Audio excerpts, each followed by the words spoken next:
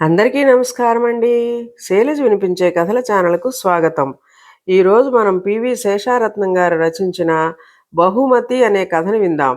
ఈ కథ మే 2011 చందమామలో ప్రచురింపబడింది. నిర్మల్, రమేష్ మంచి స్నేహితులు. గురుకుల పాఠశాలలో చదువుకుంటూ అక్కడ హాస్టల్లో ఉంటున్నారు. వాళ్ళిద్దరికీ ఫుట్బాల్ అంటే చాలా ఇష్టం. రోజూ వాళ్ళ చేత ఫిజికల్ ఎడ్యుకేషన్ మాస్టర్ బాగా అభ్యాసం చేయిస్తుంటారు. ఆయనంటే విద్యార్థులందరికీ ఎంతో ఇష్టం.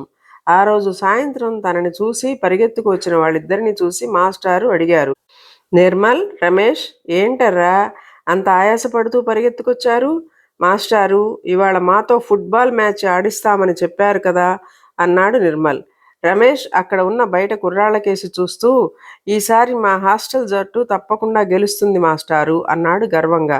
అయితే ఆ రోజు మాస్టారు ఏదో ఆలోచనలో పడ్డారు. సరే, ఆడతారు, మీరు గెలుస్తారు.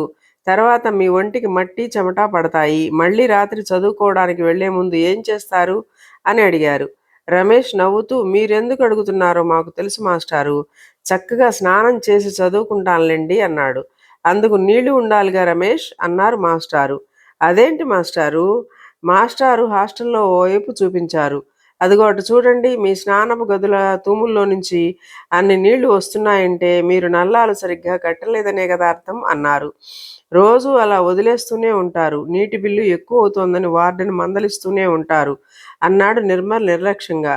ఇది ఏ ఒక్కరి బాధ్యతో కాదు నిర్మల్, ఉమ్మడి బాధ్యత. మన దేశంలో నీటి లభ్యత కంటే వృధా చేయటమే ఎక్కువ తెలుసా? మాస్టారి మాటలకు రమేష్ తల వంచుకుంటూ, మాది తప్పే మాస్టారు, ఇంకెప్పుడు ఇలా చెయ్యం అన్నాడు.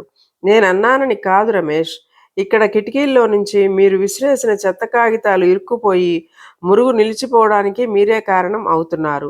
హాస్టల్లో ఆ మధ్య ఒక్కసారిగా అందరికీ అతిసారం, మలేరియా జ్వరం చుట్టుముట్టడానికి ఈ మురుగే కారణమని ఇప్పటికైనా అర్థమైందా అన్నాడు.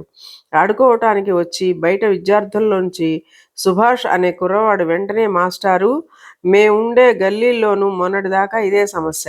కానీ మేమే వాటిని శుభ్రం చేయడం చూసి మా గల్లీ వాళ్ళు చాలా మారిపోయారు అనేసరికి మాస్టారి ముఖంలో ఆనందం తళుక్కుమంది. నా పుట్టినరోజున ఒక మంచి మాట విన్నందుకు నాకెంతో సంతోషంగా ఉందర్రా అన్నారాయన. ఇదండి కథ. ఈ కథ మీకు నచ్చినట్లయితే లైక్ చేయండి, షేర్ చేయండి, కామెంట్ చేయండి. సబ్స్క్రైబ్ చేసుకొని నన్ను ఎంకరేజ్ చేయండి. నమస్కారం అండి.